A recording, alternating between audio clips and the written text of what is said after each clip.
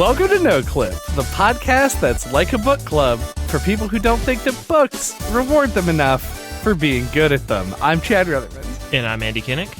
And today, we're going to be talking about Amnesia: The Bunker, a game that was developed and published by Frictional Games and was released in 2023 on Windows, PS4, Xbox One, and the Xbox Series X and S. But first, if you can give us a like or a rating, it would be greatly appreciated. Amnesia: The Bunker is a survival horror game that has just a taste, just a pinch of like light immersive sim type elements to it. Which, if you're familiar with the Amnesia series, is either a little bit surprising because you know about Amnesia: The Dark Descent, or you're like, all of the Amnesia games have been like a little bit weirdly different from each other. So might as well continue that trend in the fourth game. And to me, it is the thing, those very minor elements of this game are the reasons that I have positive feelings about it, more so than like the middle two games in this series. Yeah, and I've never played Amnesia 2 or 3. Right. I watched you play some of the third one, and it seemed kind of cool. But yeah, I don't know what the second one is whatsoever. But right. Yeah, upon like starting this game, it really felt like a good follow-up to the first one in a way that I hadn't heard people talk about the second and third games. Yeah. You saying that the third one seemed kind of cool is like one of the most positive things I've heard about Amnesia Rebirth. And like, I didn't hate the game.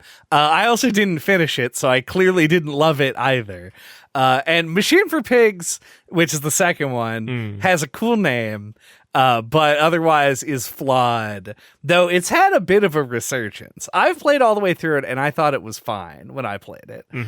But I don't think that the relative, I mean, with the exception of this conversation, the events of those games are not super important for understanding that the game that is The Bunker that we're talking about today.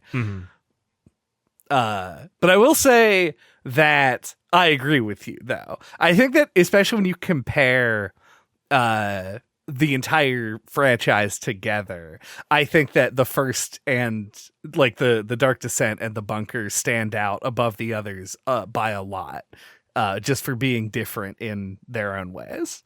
And I guess one thing you said there up top was that this game does have like some immersive sim type elements, but like I feel like the mechanics system, or I mean, not the mechanics, the physics system from the first game already kind of felt that way. So because like that's like one of like the taglines I heard about this game when I like looked up some reviews was like, oh, the Amnesia: The Bunker is like a survival horror game mixed with an immersive sim. And I just wondered, like, in your head, like, in what ways is this more like an immersive sim than the first one? Yeah, I mean, I think that the bones of this game are present all the way back in The Dark Descent. Notably, Frictional made their own game engine for the first game, the HPL engine, and have iterated on it over time until we have what we see in The Bunker here. But I think that like they put a lot of the ability to do things that aren't like explicit button mapped verbs is what sort of sells it. For me, like in Amnesia, you could pick stuff up and move it around, but like aside from like clearing a path for yourself, it was very rarely like a useful thing to do. And it's more of like how you interact with this game a lot more than it was, especially given the fact that they added guns to the game for the first time. Right. Yeah. Because like I remember when reading that, I just remembered like that you could like stack stuff up and like make yourself like a little staircase and stuff like that in the first one. So I guess it hadn't stood out to me. It didn't feel like significantly more immersive sim-y to me, but Maybe I'm wrong.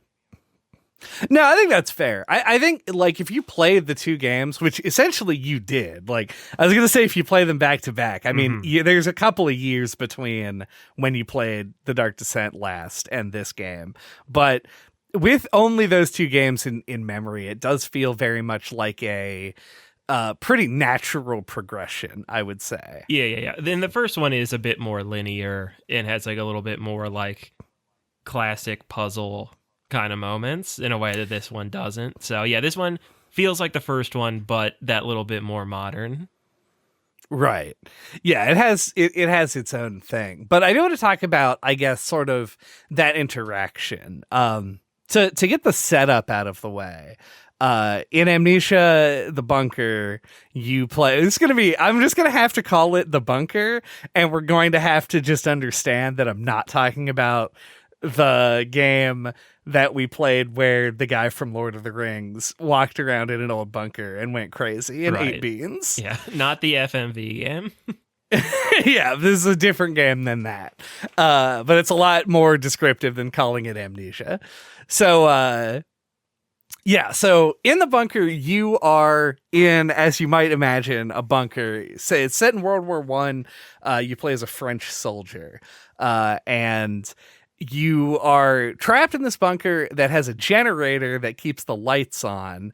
And the lights are your sole protection from this like mutated other monster that will stalk and attempt to kill you. But notably different than enemies in other sort of like patrolling enemy style games. There's a lot more strategy involved in avoiding the monster because it reacts to sounds. And that is, to me, the crux on which this entire game hangs. And I'll say why I think that might be a bit of a rusty crux in a bit. But the core ideas here are so good, and I think it's why I like the fact that they give you a bunch of different options to interact with things, because I think when people think immersive sim, generally speaking, they're going to be thinking about like System Shock or Deus Ex or the new Prey, stuff like that, where the core of it is like you have a goal and you have a number of different ways in which you can meet that goal. And that maps onto the bunker because it's like you see a locked door in front of you and you have like several options to get through that door. Sometimes you can circumnavigate the door. Sometimes there's a tool that will let you get through the door, or a key. You can blow it up with a grenade. You can shoot an explosive barrel. You can... I never got to try this, but you might be able to burn them down as well. You can't. You cannot burn down wooden doors. Nope. I tried it, like, because in the beginning of the game, I had just completely forgotten that in the beginning, like, cinematic section, it had tutorialized just throwing a brick through a door to, like, bust it down. You can also throw bricks through doors. Yeah, completely forgot you could do that, and was, like, I, like, threw a grenade, or not a grenade, a flare. I threw a flare at a door, and thought it would burn it down, and it didn't. And I had to reload. Flares seem like the most... This is a brief note on flares. I don't know what their intended purpose is. Because if you throw the flare at explosive barrel, it also won't light on fire. So it could hypothetically light a pool of gas. Yeah, that's the only use I found for them. And it can deter the monster. Because it's a bright light. Yeah. I guess that makes sense. I didn't try that either. I rarely was walking around with a bunch of flares on me, though. So it's one of those items that kind of suffers. This game's very short. I mean, it's like, it is like the length of game that I like to play, somewhere in the like 5 to 8 hour realm. But it is because the game is so short, I was kind of deterred if a item did not present a use to me immediately from having to carry it around in my inventory for the whole game.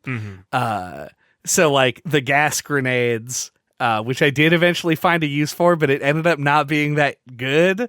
And and the flares. And I didn't know that torch was an option, so I had sticks and didn't know what they did. That makes so much sense because you get cloth as well. Yeah, you put presumably cloth, gasoline, and stick makes a torch, but I never did it. Because there was like, I think the first time I found a stick, I also found a picture. It was like in some guy's room, and he had an axe. So I was thinking that I was gonna find like an axe head to put on this, it was like an axe handle, and I was like gonna make a weapon out of it. Then I put it in the trunk and forgot about it. Melee weapon would actually be very helpful in this game, and we'll talk about why in a little bit. The number of things to talk about in a little bit are stacking. Mm-hmm. Which, if you're a longtime listener of the show, you know that there's about a 50% chance that we'll actually return to these things.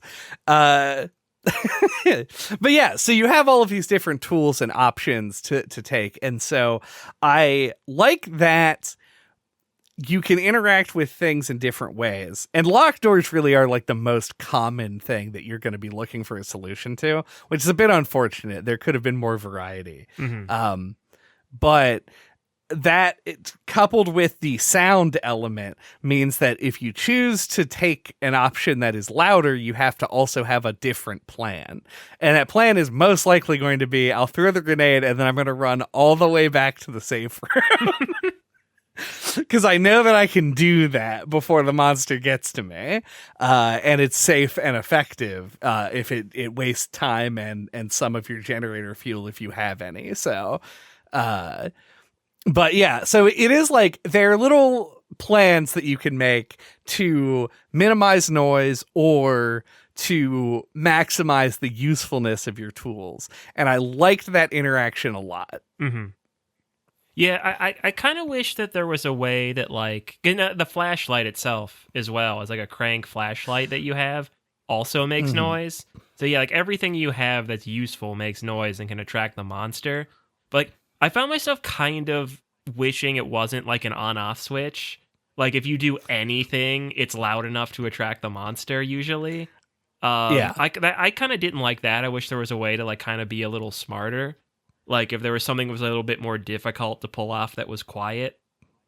Right. I think that would have been an interesting option to have. Because like sometimes it felt like, man, I just encountered the monster on like the other side of the map, and like now I'm here. I feel like I should be able to like break down a door and be fine, you know? Right.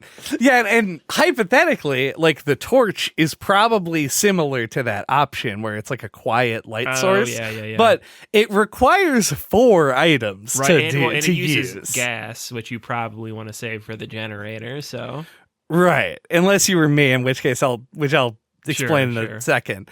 So yeah, I agree with you. I think that is one of the 2 core issues that I found myself having with this game. And one of them, there's a lack of variety in obstacles that you have to overcome. It's basically, how do I be quiet? How do I get through doors? How do I not be killed by rats? Mm-hmm. And otherwise, like everything is kind of set. And there's this time limit that's constantly going down, which I think it could have been more interesting if hiding from the monster was like an effective strategy. But it really isn't. I was able to do it in several different locations personally, but it is difficult. Yeah, well, I'll say I was able to hide from him in a way that he was not able to find me. Right. But he never left. Oh, yeah. You do have to wait I a just while. sat there. Yeah. Okay, maybe I didn't wait long enough. I just waited until he went far enough away that I could try running, and he killed me on the way out. Oh, yeah, yeah. He will go away eventually, but it does take a long time. Right. Time is a thing that you specifically don't have. It seems like a lot of the time, and this is a problem that I ventured to solve and failed to, with the monster system itself, where it is often better to die than it is to try and get away. Mm-hmm. And that sucks. Like, I think that the horror in the survival horror is surviving. Right. It's in the name 2 times. So to me, it's bad that like there were multiple times where I would get to a place and be like, I have the information that I need, and now I'll just die because I can just now take that information and apply it somewhere else without coming back to where I was. And it made the game much less tense and a lot more frustrating for me, with the number of times that it was like, it felt useless to try and even deal with the horror element of the game. Yeah, I feel like it felt that way for me, like early on, but I felt like once I like got a little ways into it, it felt like it managed to maintain the being tense because like I felt like I was able to like reliably escape like often enough. I don't know, yeah, something about like the how small the map is, like the odds. I felt like the odds of making it back to the safe room, like I don't know, it felt like a kind of like a bag of dance, you know, like I felt like I think it hit like the sweet spot for me around the middle of the game where like I am like just barely outwitting the monster and I'm like being able to like do shit right under its nose and escape. So it had a fun cat and mouse, or not fun, but like a tense cat and mouse feel for me in like the middle-ish part of the game. I can see that happening. At least for me, it would be like more toward the end, probably. To unpin one of the many things that I've pinned already in this podcast, I played the game for about 3.5-ish hours. And I died to the monster like 10 times in that time. And like some of it was like I was learning mechanics, like I was killed because he was near a hole and I stood by it and then he grabbed me. And then other times was, you know, just figuring out where the monster goes. But then other times it was me just being like, I got to this place, I found a roadblock. I need X item to get through the roadblock.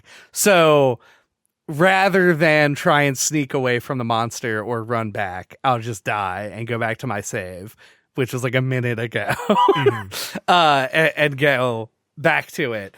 And I found myself hating it, like really not enjoying the game at all, because it was just like the generator was out most of the time, despite reloading and therefore not wasting the fuel. Which was another incentive to just die rather than get away, is because I felt like I would have more fuel in the end if I did that. And like, I don't know. I felt like the monster itself was very unfair to the player in the way that like a stealth game that just kills you when you get caught is. I didn't feel like I had a lot of options as far as dealing with the monster.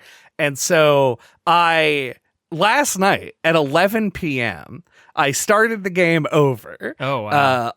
Yeah, I started over and I just played it on easy difficulty. There's 5 difficulty settings in the game. There's very easy, normal, hard, and then like shell shocked or some shit, like their hardcore mode.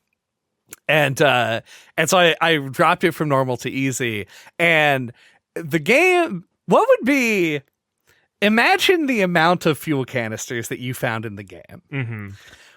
What would be a crazy number to multiply that by?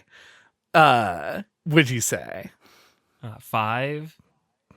5 would be maybe too crazy. 3? But in my experience, it was probably around that. Yeah. Like around, like everywhere that there were fuel canisters, there were instead 2 fuel canisters, and that there were more fuel canisters just laying around also. So I had an inventory, like the box inventory was like 8 fuel canisters, and the generator was always full and the fuel ticked down slower.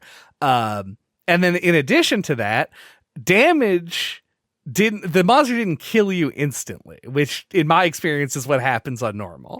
If he grabs you, you just die. If you have a weapon in your hand, it'll give you a chance to hurt it before it kills you. So like it'll okay. hit you, and then like if you have the gun out, it'll give you a second to aim and shoot at it to try and get away. I think I only got grabbed in the dark and maybe just didn't notice that there was time and thought it was in a cutscene. But that's possible. But it made damage mitigation actually a thing, which is, I think, the only really positive thing that came out of switching it to easy mode, where like I actually had to care about like having healing items because I could get hit and heal and run away.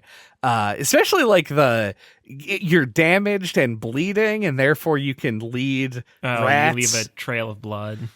Yeah, to where you are. Like, that's a cool idea, but when the only truly threatening thing in the game kills you in one hit, it makes no difference otherwise.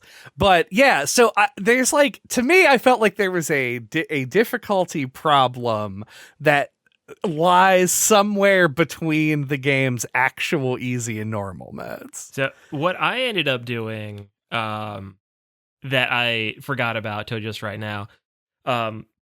Towards the beginning of the game, I went to like I played the game up to where like I turned the crank and opened up the emergency lock doors or whatever they're called. Yeah. And completely forgot about the two, like the prison and the bunk area. Like, completely forgot that area even existed. And, like, I went for the area that had the fuel in it. Like, the... Oh, yeah. I went that direction. And the pillbox and the chapel there. Maintenance, there it is. The maintenance wing or whatever. And so I was running around there forever, forgetting I had other places I could go. And there were a million rats there. And like I kept taking chip damage from the rats. Like sometimes I could successfully jump over them, but most of the time they would bite you, and then they would bite you like 8 times in a row for some reason. And I was just like, "Fuck this!" And I was opening the menu to like look to see if I could switch it to easy mode, but then found that there's an option to just turn off damage from rats. So that's crazy. I did, and I recommend playing the game that way because it felt like it made it manageable. So if you had the extra free time and wanted to play it a third time, I might recommend trying that. That could help potentially, because I like the faster fuel drain on normal. I like the fact that there's actually an incentive. I do think that it has a problem with incentivizing you to die, because a lot of the things that a lot of the progression you make is not item pickups. There's like 3 things that you have to pick up in the game: the dynamite, the 2 tools, and the plunger. So 4 things. And so there's no real reason to try and run back because you're literally just running your main resource down by doing that. Other than you are actively playing in a way that is less optimal because it is more fun and more immersive, which I would normally recommend doing. Right. But it's just like there was a weird push and pull in this game for me that just like did not sit well, which is why I turned the difficulty down. But easy is comically too easy. Like, it is trivial to have the generator at full all the time. Right. Without any issue. Like, the only thing that you're going to run low on are bullets if you use the gun, which you can use the gun to deter the monster on easy, which only works one time on normal. You can shoot him once and he'll go away, and then after that you have to blow him up. So it's weird. I don't know. I mean, that might be true on easy. I don't know if I actually shot him twice. You could still like shoot him though on normal mode and have it like stun him long enough for you to get away. True, yeah. So yeah, it's not like useless to shoot him with the gun. Though it is probably a bad idea because of the low number of bullets. Right. Which this game commits a cardinal sin and made the box for the handgun ammo green and the box for the shotgun shells red. No game has ever reversed those colors before, and I find it offensive. But otherwise, yeah, it's weird. I wish that there was a middle ground between those two difficulties rather than offering a very easy mode, which I can't imagine who that appeals to. Right. Yeah, in the entirety of my easy no play rat damage. yeah, it might be normal with no rat damage.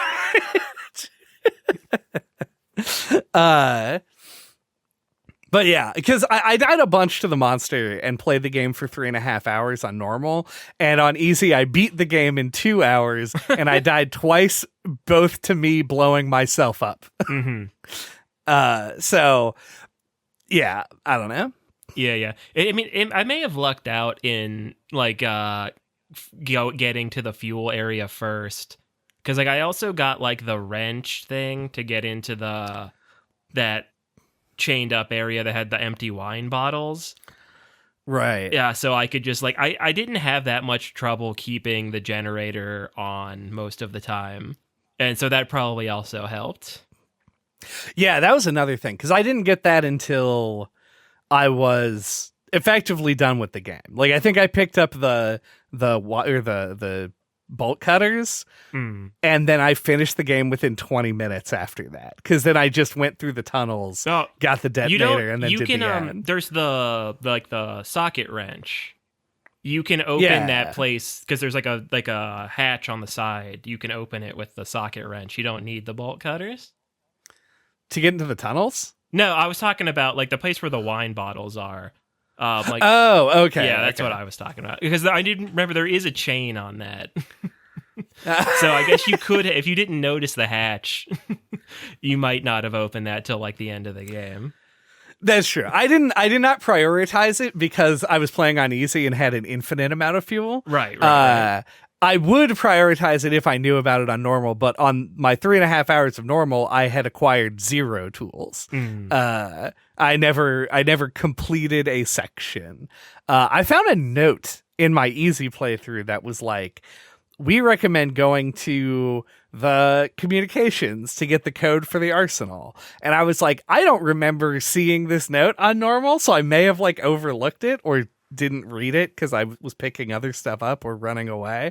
And that guided my playthrough a lot better. Yeah. Like that note is a very important thing. Yeah, I remember finding that because I think that's the first place I went after I opened all the hatches, and then you can't get in. Right. So then I went to the area I'll never remember the name of. The maintenance. Fuel. Yeah, the maintenance area. So yeah, you do find that note on normal mode. So that's good. That note I think leads you to communications, which should be your first place to go, and then you can hit the other areas. But like getting there lets you get into the arsenal, which you don't need tools for, and then it narrows the search so that there's less time just spent running around being like, how do I make any progress at all? And that's a lot of talk to say that I think that the difficulty in this game is a little bit like, I don't know. It's a hard thing to balance. I realize like it's one of the things that constantly comes up in video game discourse, but I don't think that they hit the mark on this one in terms of difficulty. I think that the normal mode for a first time playthrough feels a little bit rough, and that easy mode is comically too easy. But I do want to say that in both playthroughs, I found the game to be satisfactorily scary. This is Halloween after all. So we gotta remind everyone of the fear factor of the game, which I think is quite high, maybe just compared to the other games that we played this year, and I was like craving something. But I think generally they did a really good job of making the game at least feel very tense. No, I agree. It's definitely the scariest thing we played this year. That's not really a contest, but yeah, no, I think it is, very tense. You do always kind of feel that pressure of trying to do things like efficiently or fast enough because you never know where the monster might be. And just like even after being like just like running in the game is always tense because you know you're making a lot of noise, but sometimes it's necessary for one reason or another. Jumping around or like throwing a grenade at a door is always there's that it lasts just long enough, like the fuse before it explodes, to make you be like, all right, like how far away can I get? Or like, am I going to try and stay here and sneak in and not get eaten? It's a lot of stuff that I think is very they did it. They have shown consistently that this team does understand how to make a game scary. So I'm glad that the slight change up in the mechanics did not impact that so much. So what do you think of the like central hub room setup for the game? Because it almost kind of felt, it's another one of those moments where it felt like they listened to our episode of on the first game, because we were like, it'd be cool if you could like save like with like a room with like a fireplace or something, like a well lit room where you could like you make a save point like with your matches or whatever. And this room has a save room with a lantern that you tag to save the game. So I thought that was interesting. And yeah, like I like having like a central hub that felt safe, that you could kind of launch your expeditions from. And I think one of the scariest moments in the game, if not the scariest one for me, is I came back to it once towards the end of the game, like the last third, like when I had like one last thing to do before I went into the armory or wherever, or no, into the tunnels. Before I went into the tunnels, and the monster had busted the desk away and revealed that there was a hole and that the safe room isn't safe. I didn't. That never happened for me. I guess that wouldn't happen on easy, probably. Yeah, but probably like, not. That was one of the most effective games. It's like, oh shit, like now your safe room's not safe. I never ended up encountering the monster in there. Right. So I don't know if I got lucky or if that's just to fuck with you. But either way, it was super effective. Yeah, I agree. And Easy also ruins it because it puts save points in all of the other areas. Yeah. So I don't think there was ever a situation where I actually used one. But they were there. Like it's in the room with the dynamite, and like in the room at the end of the tunnels where before you go into the like fucking ancient Roman hallucination maze. They just like put save points overall throughout the game. Like I think there's like 4 or 5 additional ones, which also is a bad decision, and makes easy mode too easy. But which is a weird thing to complain about, I realize, but you put 5 difficulty modes in the game. Readjust a little bit. That's a lot of sliding space. But otherwise, yeah, I like it a lot. I like the fact that the game doesn't pause when you have the map pulled up full screen. So that you have to like make your decision of like, oh, well, I could look at the map before I go put fuel in the generator. If it's out, but if it's low, you're like, I just can't spend a lot of time on the map right now. I mean, you can go turn the generator off. I did try that and it worked, and I was surprised. And I'm glad that you can. Ooh, one little thing that I didn't take that much advantage of, but I love that it's in the game, is they give you the stopwatch, so that when you fill up the generator, you can pull out the stopwatch, so that it sets it to the same amount of time as the generator, and you can like look at it to see how much time you have. Like I think that's a great idea, even though I didn't use it that much. Yeah, I used it religiously for the first like hour or so, but I think similar to the flashlight in Signalis, this should just be a free inventory space. Because the reason I didn't carry it around and stopped using it was because I just wanted more space to carry the resources I was finding. So I just put the pocket watch in the bin and then never took it back out. Though it was a little tempting on normal to bring it back out. But when I was playing on easy, it was like, there was no reason. It was not, the lights weren't going to go out. So I wasn't worried. Right. But yeah, I also loved the stopwatch. And I wish that instead of a stopwatch, it was a pocket watch. A totally reasonable thing for somebody in, 1919 to have. Mm-hmm. And I say that not knowing if it's true. And that it could just exist without taking up an inventory space. Because I think it's a cool mechanic. Speaking of World War One and the setting of this game,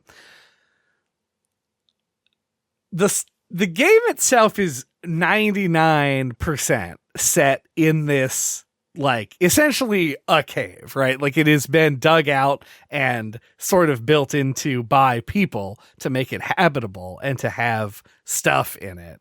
But very sort of like underground cave feeling most of the time. And you know me, I love exploring a cave. And this did it for me in that way as well. But I did find myself kind of wishing that there was a little bit more panache, a little flair to some of it. I thought there was a lot of and I mean, it's, I guess, true to the source material in the sense that bunkers were not known to be like exciting places to be. But I think that there could have been a bit more visual difference throughout, just to like break areas up a little bit more. I think I agree if I'm like in my mind comparing it to the first game, which took place in like a cool Lovecraft castle. That notably didn't look that much like a castle. Didn't look much like a castle. But I don't know. I kind of like that they just went with a premise like I think I recently talked about this on an episode, but like their bottle episode concept where it takes place in one location. It's just like, you're in a World War I bunker with a monster. Go. Like, and it just is that. So I kind of like, it worked for me. But yeah, I usually am the kind of person who's like, kind of, you could have made it look cooler. Yeah, I made it a little bit cooler. For some reason, on this game, I don't know if it's because of its scope or length, like, I didn't really mind it. Yeah, I think the length is a big part of it. Like, I don't think that the game needed more variety in terms of the areas. I just felt like the visual sort of display was a little drab, which is, like I said, appropriate. But like, you could have done more with the fact that I guess because they tied everything into a mechanic, it's kind of even hard to do sort of spooky horror stuff. Like, you couldn't have like blood, like more blood, because the blood specifically attracts rats, right? Which is an element to the game that you'd have to pay attention to. And it's too dark to see a lot of the time. And it's very dark also. Though, all of that being said, I do think that the game graphically looks really good. I think they made a lot with a little here, because a lot of the like little details and stuff are really feel very fleshed out, feel like looking at this game made me feel like I was playing a modern game. Which I think is something that this engine is just good at doing. See, I disagree. Oh, you think it looks like poop ass? I don't think it looks like poop ass, but I think it looks pretty dated. I think it looks like only like a kind of better looking version of the original. And doesn't look super modern. Could this potentially be a hardware dick measuring contest that we're having right now? Okay. But no, I don't think it looks bad at all. But like, I think it looks like, I just don't think it looks like I guess I wouldn't call it like modern looking. I would almost compare it to something, and this is a weird comparison, but like Breath of the Wild, right? Like, it looks really good and beautiful, but like the graphics are not like good modern graphics, I would compare it to like that. Like, it looks nice for what it is, but I think it looks pretty dated. That's fair. I think when I say did a lot with a little. I think that is That's like true. I don't think That's this game true is for exploding with polygons. Yeah, it is. It is. They did a good job with the visual design in such a way that it gives the impression of being more technically advanced than it actually is. Greater than the sum of its parts. Yeah. But yeah, I don't know. I came away from it being like, I felt like that was a visual, that was visually a nice place to be. Yeah. Nice and scary and horrible place to be. But things that are not good places to be, wars. And that makes me want to talk about the story. That's like very natural conversation that our podcast always gets praised That's for. How we talk in real life. You did start something there, and this is like a hard turn. If that was leading off of something, we might want to dip back to that. I guess this could tie in, but I'll throw out what I was gonna say. I was just gonna talk about that Roman column ghost boss fight. This does tie in a lot better to the visual elements of the game because it is like the biggest difference aside from when you are outside. Yeah, it was pretty weird, huh? Yeah. Yeah, it felt like a little out of nowhere, which I was kind of there for. Like, it did kind of feel a little bit in the spirit of the first game to like go down through a tunnel and then just start seeing like wispy, ghostly, like blue, ethereal, dead Romans. Yeah. Which it was set up like earlier that like the Roman tunnels were connected to the bunker, so yeah, and they were like going to use them to plan like an attack on the Germans by going underneath of them. Very classy move. It's funny because I've heard that the 4 Amnesia games are all set in the same universe, but they're just like in largely wildly different time periods. I guess not that wildly different. I think they all take place within like 100 years of each other or so. Yeah, I couldn't remember what time period the original was set in, but I think it's before this. I also think it is before this. But yeah, I think it's like to jump ahead to the end of the game. Yeah, like, I mean, this is the time for when it. you break through, when you fall through the earth at the end after trying to blow up the entrance, and you emerge into that like ending arena where the monster chases you around. I'm like, is this an area from the first game? Like, did the bunker connect to the castle from the first game? Like, I'm like, oh, is my character gonna become the monster in the first game or something? Like, you know, my mind immediately went to, are they directly bridging this to the first one? But then I thought about it after, and I'm like, oh, well, I actually think this takes place after the first one. Oh, right, yeah. And it did not connect to the castle. When is Agrippa gonna show up? Yeah, I honestly thought that's where it was going. Like, when I first saw that arena, I was like, oh shit, wait a minute. That's another thing I want to talk about.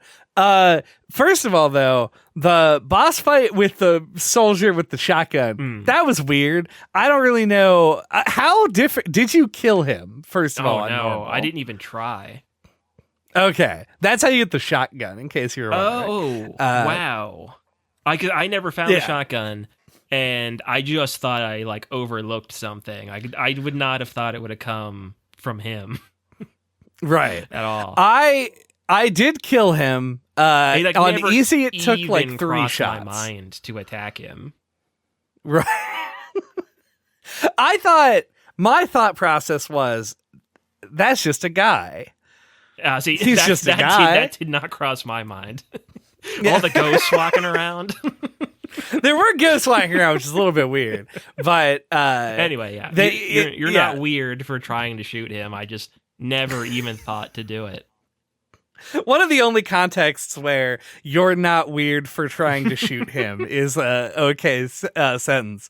But yeah, you kill him, get the shotgun, whatever. It was weird. It was, once again, I was playing on easy. I assume it is more difficult to do on other difficulties because you just shoot him 3 times, and in between each time he just disappears and then walks around. You have to listen for him again. So that the whole idea of there being a boss fight in the game was a strange one. But I guess I'm like kind of glad that it's there, mostly because of where it is in the game. Because I was able to just use some resources that I had not been using in order to get a reward, which is something that the game doesn't give you a whole lot of. It is a cool set piece moment. Yeah, for sure. Oh, it is. I mean, find the secret little tunnel in the boss arena that led out to the big pit. Yeah, with the bunny rabbit and the note. One of my favorite moments of the game. Yeah. When we talk about the story, I do want to come back to that. Yeah. So, because that is relevant. But I want to. This is less a discussion topic and more just an incredulous statement. What was the point of that arena for the end of this game? Like that big arena. When you were like, maybe this ties into the first game, I was like, oh, that could explain it. And then you were like, but I think it takes place after and it's probably not that. And I was like, he's probably right, which now leads me to ask the question again. What the fuck was that big arena? Like, I understand, it's like a cyclopean structure put there by H.P. Lovecraft himself or whatever. But it was like, it's this weird thing, like a central piece that has catwalks coming out from it. And there's a wheel where you can raise and lower one bridge. That's apparently randomized. Like which bridge you can raise? Yeah, like if you die, when you load back in, like which bridges can be raised and lowered is different, and it can be more than one. Or it could, okay. It just seems because like the solution to the puzzle is just run away and stack boxes, right? So, but what does raising the bridge do? Like it hypothetically stops it from coming toward you for a second. Yeah, I think to put distance in between it and you, like if it's chasing you, and it's you like raise the bridge after you get over it, so he has to go like around. You'll have time to run over and like move the box before he gets to you. Right. It's like to buy you time. Yeah. Giant caveat for everything that I say on this podcast that I was playing on easy, but for me it was like, I don't know if he's faster on normal. He must but be, I found that it's very hard to stay in front of him on normal. Because if I just like did a lap around the whole structure without raising any fucking bridges, I could just go move the box a little bit and then run away. And then do it again, and then do that like 4 or 5 times until it was in position, then ran off. Like I never felt the need to raise or lower the bridge, except at the beginning where I was like, this must be key to defeating the monster. You have to make him like jump and then pull the bridge up, and then he falls in the hole. Right. But obviously you can't raise the bridge that fast. So I was like, I was dancing around on that thing for a long time, trying to figure out what purpose it served. It sounds like easy mode strikes again. I think easy mode might strike again. You found yourself actually using the bridges. Yeah, though. it was actually like very difficult to get any time to move the box at all. I did. Whenever I had trouble keeping away from him, I just blasted him with the shotgun. So I guess no ammo. That might be a thing also. No, just none at all. Yeah, I just had no weapons at all. Actually, I don't think I had any grenades either. They would have been hard to do. Well, you had the rabbit doll. I don't know if you brought it with you. I did, but I never tried to use it. I don't know what it does. It's like the music box in Bloodborne. That you makes can like a lot throw of it, sense. and he'll stop and look at it for a while, giving you time to push the boxes and then run away. Yeah, that makes so much sense. The heat of the boss fight made me not think about that even for a second. That's fair. And the reason that the bunny makes him stop is because the monster is your friend potentially lover. I don't know if the game actually has that subtext, but I'm just gonna go ahead and ship them together. Who at the beginning of the game like helps you through the trenches, and then later falls in that pit and becomes cursed by Mayan drinking water. Roman drinking water. There you go. Yeah. Agrippa's drinking water. Agrippa's drinking water. The new fucking energy game drink. fuel flavor. Yeah. Yeah, and so he turns into the monster, and my discussion of the story, because the story is very minor in the game, like you get the initial like tutorial and the cutscene where you pick him up and run away, and then the whole game plays out, and most of what you're finding are notes that are like lore. It's like, oh, we found the book that's in Latin, not Roman. Gasp. And like this guy who like reads and talks about it and gets court-martialed for it, and like the commanding officers knowing that there's a problem but not wanting to do anything about it because of the strategic advantage. It all like makes sense, but it excites me 0%. Like I cared not at all about this guy wants wine because the soldiers are upset and they're going to try and get the prisoner drunk to figure out who he is, which actually that is an interesting plot point. There's a prisoner who's still alive in the bunker, and I don't know who he was. I never found a note that explained it, but there were a lot of notes talking about him. Yeah. So yeah, I was wondering if there was going to be a way to like save him, or I'm pretty sure he just always gets eaten by the monster. Probably. There is I think a second where you can, because I think there's just bars. It's not glass. Where you might be able to shoot the monster before he goes in. Right. But I don't know if that's true. I but then I guess if you shot him in that when he showed up in that cell. Yeah, no, it sounds bad. Yeah. But maybe you can shoot the monster, make him go away, get the wrench, and then go close the door again so that he can't get in. Maybe. My guess is no. Right. My guess is the monster just kills him regardless of what you do. But yeah, so that never got an answer. But otherwise, everything else was just kind of like there and around. And I found the ending specifically to be pretty unsatisfying because you get this whole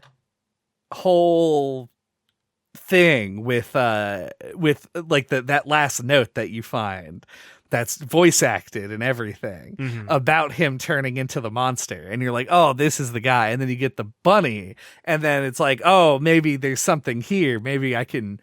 And it's not like I wanted him to turn, like True Love's Kiss turns him back into a bespectacled man. This was all a adaptation of Beauty and the Beast. Yeah, the whole time.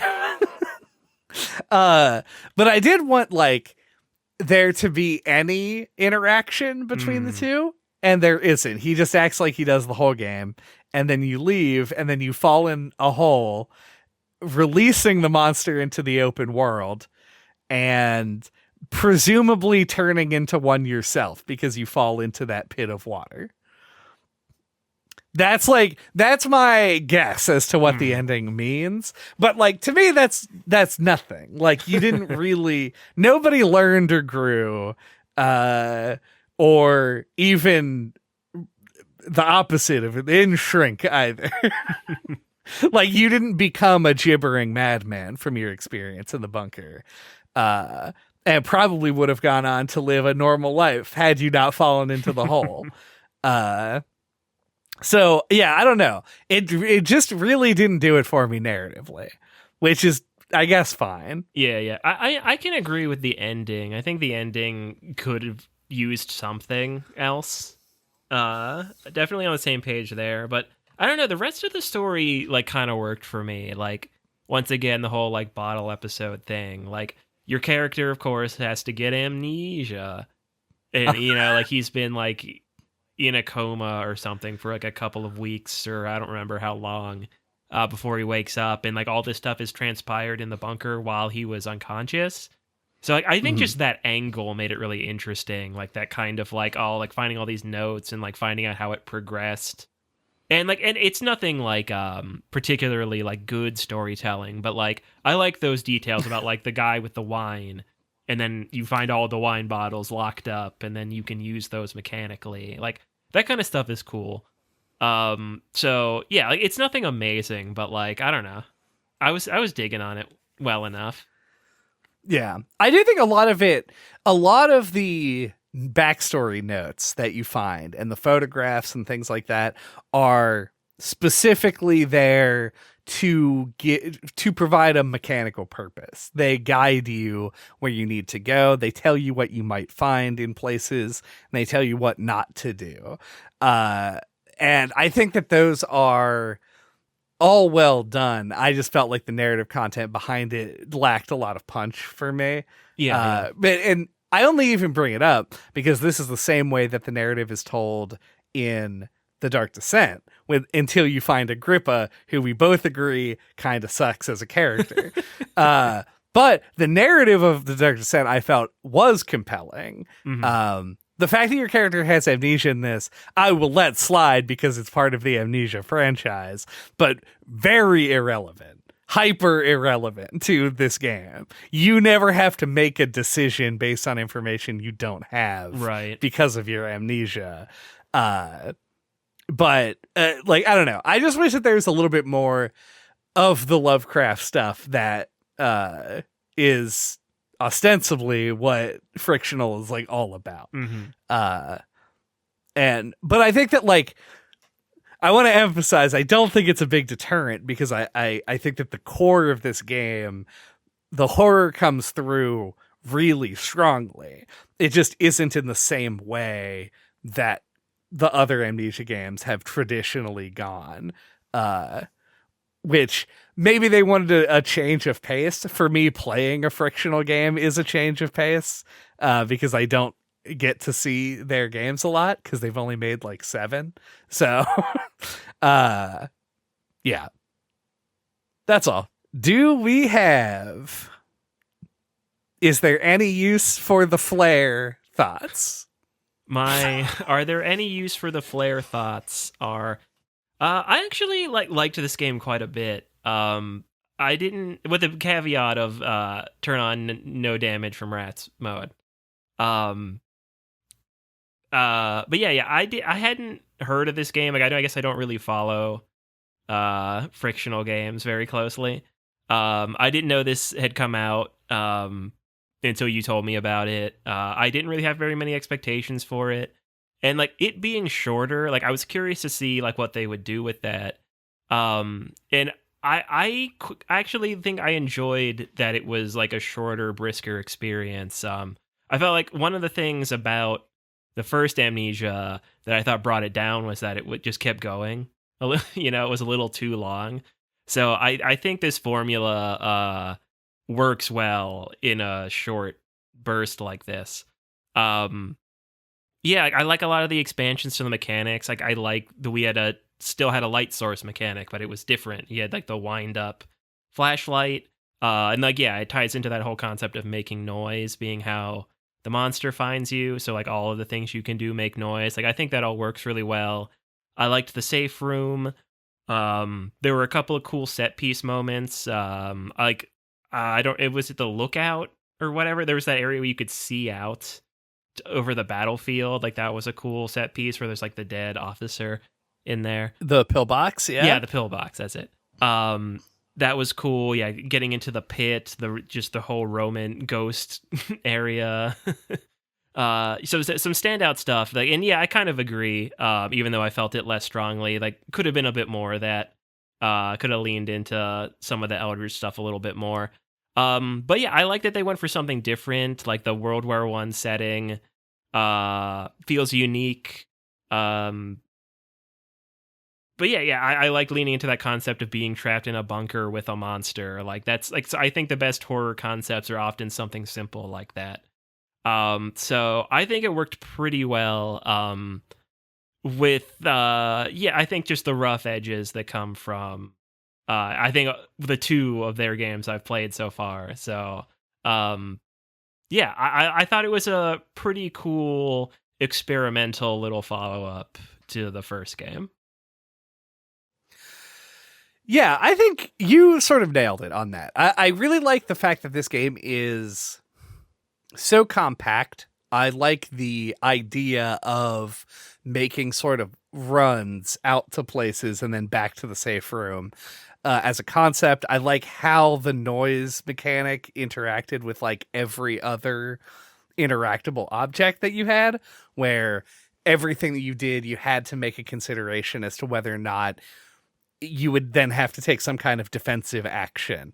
And the game, with its ability to push and pull objects, allows you to set up sort of defensive things. You could put an explosive barrel at the end of a hallway to make noise. You accomplish the thing, the monster comes out, you shoot the barrel, and the monster goes away because you blew it up.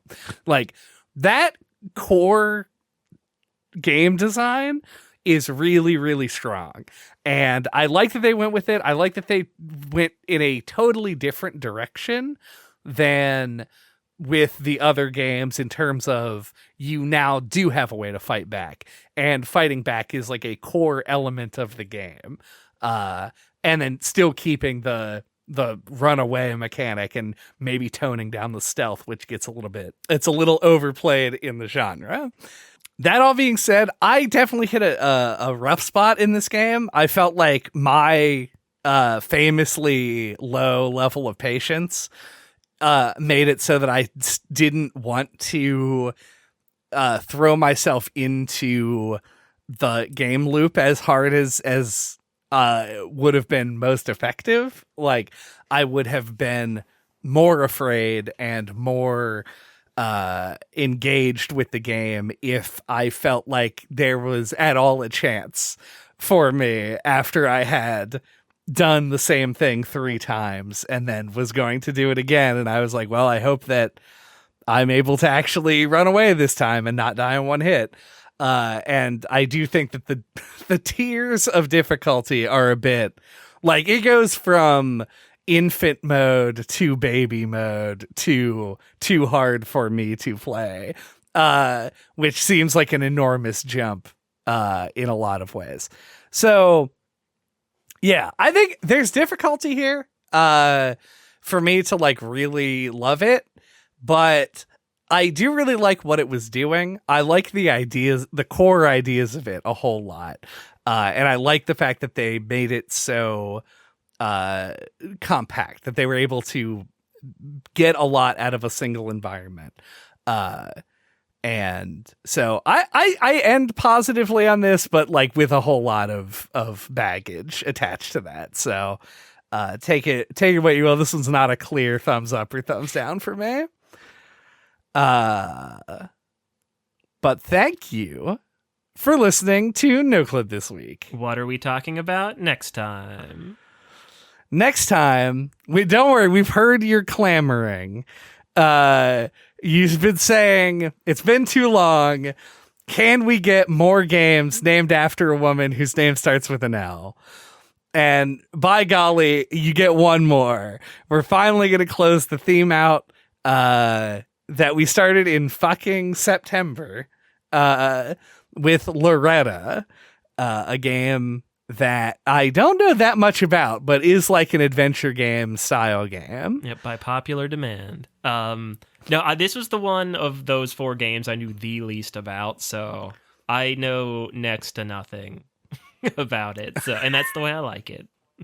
Yeah, it's funny because like if you take the women whose name starts with the letter L theme as a whole, Loretta in a way is, I mean, Lorelei is the most a member of an existing genre, but Loretta I think is in a similar vein of being like a game that I think is more of an established thing that is just trying to tell a narrative. So hopefully you'll play it and listen to us talk about it next time. And until that time, you can get a hold of us. All of our contact information is on our website at noclippodcast.com, or on splattershot.pro.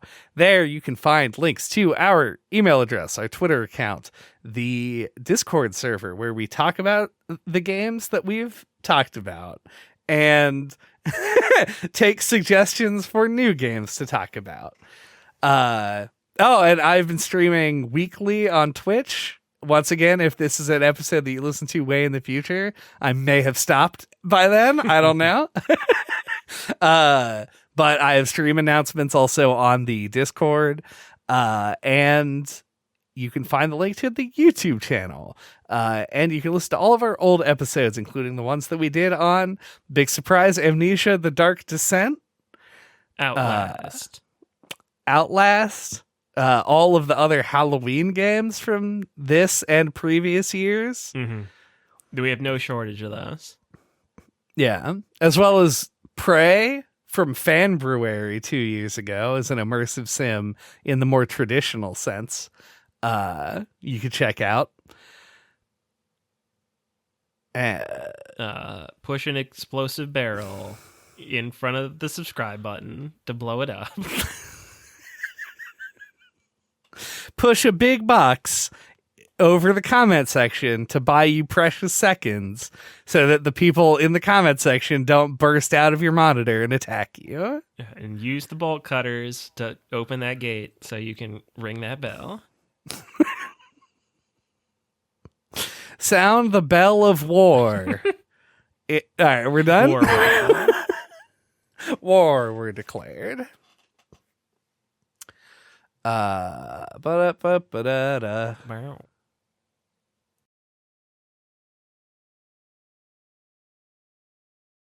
Okay. Doke. Okay.